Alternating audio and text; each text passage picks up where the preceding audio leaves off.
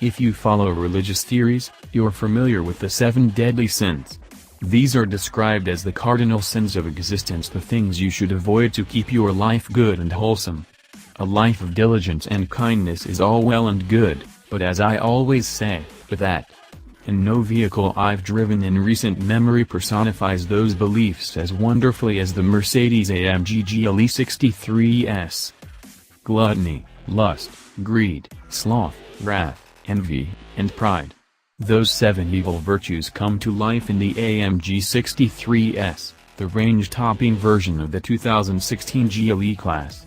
It takes an otherwise rational luxury crossover and turns up the indulgence factor to the point where you should feel guilty every time you fire up the 577 horsepower, twin-turbo V8 engine. It's bad in the best way. And while this SUV is certainly not perfect, I can't get enough. Driving notes. Wrath is evident from the moment you press the engine start button and let the V8 come to life. No, it's not as fire-breathing as the old, naturally aspirated 6.2-liter V8 from the previous ML63 AMG, but there's nothing wrong with the way this engine operates. Its brutishness is enhanced by the optional $625 AMG performance exhaust, an absolute must-have option, because why bother with a full-on 63S treatment if you don't want everyone in a 2-block radius to hear every bit of your wrath? And as far as lust goes, the exhaust note is delightfully delectable. Power delivery from the 5.5-liter, twin-turbo V8 is immediate, and the engine pulls hard to redline in every gear.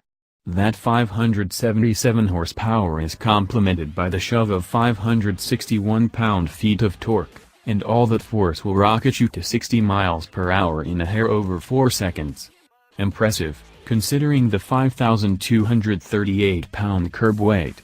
There's gluttony for you. Speaking of consumption, the EPA estimated 13 miles per gallon city and 17 mile per gallon highway ratings are rather sinful, too. Sloth comes to mind in many of the driving characteristics. This thing may launch like a rocket, but it doesn't really do anything else quickly. The steering is a bit numb, with dull turn-in, and despite being hunkered down on 20-inch wheels and wide, P255/45R20 tires, Pirelli Scorpion winter rubber, since it's February, there's lots of roll while cornering. The upside to this uncharacteristically relaxed AMG handling is a quiet, compliant ride for freeway cruising and bombing around town. Sloth can also relate to parts of the interior, where the brand new GLE feels a step or two behind the rest of the class in terms of interior refinement. This car speaks more to the old M-Class than the new generation of Mercedes vehicles.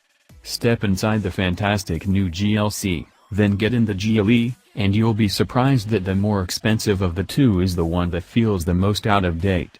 Everything inside the cabin works, it's just not as advanced as the rest of Mercedes' lineup. An interior overhaul can't come soon enough.